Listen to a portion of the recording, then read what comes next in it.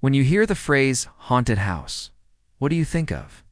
Maybe a house from the 17th century with a family crest above the door and gargoyles on the roof? Well, if you think of houses like that, then the Borley Rectory is not what you would expect. But if you think of any house as potentially being haunted, then this one will be perfect. The Borley Rectory was built in 1863 and torn down in 1939.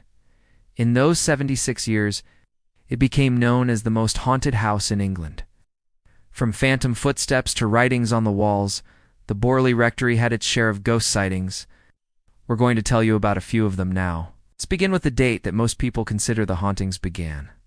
November 1891. Reverend Henry Bull, a new Anglican parish priest of Borley, moved into the rectory with his wife and 7 children. That evening, they heard chains dragging metal moans. Then a little girl wandered into the drawing room where her parents were having dinner.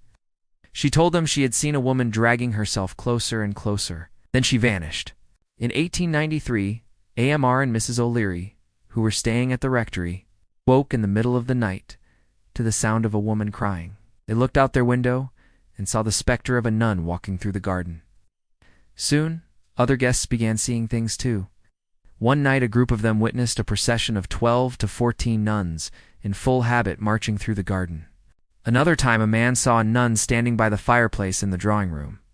And yet another time, a young girl saw a nun writing on the wall with a piece of chalk. The next morning, they found that the nun had indeed written on the wall her message: "Beware of the black dog." A black dog. By 1900, the ghost stories attracted the attention of the local newspaper, which sent reporter Gordon Bruce to investigate. He spent a night in the rectory and heard chains dragging metal moans. He also saw a nun scratching on the wall, with chalk like the girl had described, so he erased the writing, only to watch it reappear as if by magic. But the strangest thing happened after he left. In the morning, the caretaker, Mr. Crisp, told him that during the night he had seen 4 apparitions, 2 nuns, and 2 monks. He also told him about a large black dog that often appeared in the garden. The newspaper published Bruce's story, and for the next 3 decades, the Borley Rectory remained the most haunted house in England. So much so that Harry Price, one of the most famous ghost hunters of all time, came to investigate. On October 1929, he and his team set up camp in the rectory. They used special cameras, sound recording equipment, and even a Geiger counter, which measures radiation. Price documented strange occurrences in his diary. On the first night, he heard chains dragging metal moans and saw the apparition of a nun scratching on the wall with chalk. The next day, they discovered that she had written, "I scratched the wall and my name begins with B." Price erased the writing, but that afternoon, it reappeared.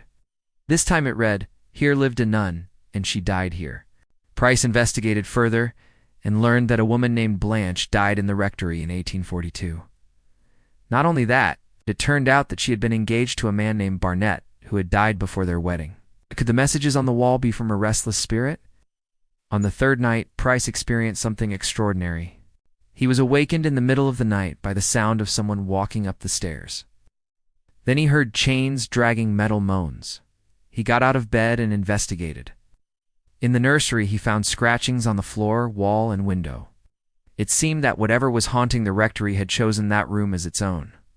He spent the rest of the night in there and in the morning discovered more messages.